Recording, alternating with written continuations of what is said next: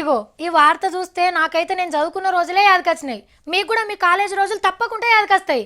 పరీక్షలు అయిపోయి అందరు విడిపోయేటప్పుడు ఎట్లుంటుంది?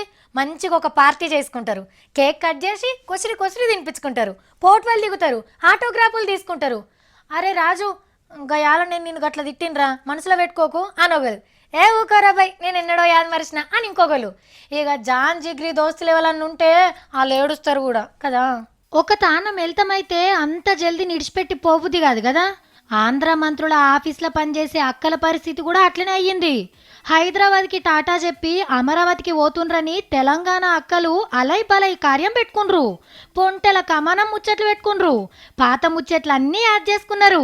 మిఠాయిలు తినిపించుకున్నారు, గిఫ్టులు ఇచ్చుకున్నారు, గ్రూప్ ఫోటోలు కూడా దిగిండ్రు, సెల్ఫీ ఫోటోలు కూడా తెంచుకున్నారు. కొందరైతే నీ దోస్తానని ఎప్పుడు మర్చిపోనని కాపీలో రాసిండ్రు. అయ్యో, ఎందుకక్క ఏడుస్తున్నావు? నువ్వు కూడా గిట్లా బాధపడితే ఎట్లక్క? ఏడుచుకుంటా పోతే ఎవ్వరికి మంచిగా అనిపించదక్క. ఆడికెళ్ళి అయినా ఎంత దూరం ఉన్నది హైదరాబాద్కి?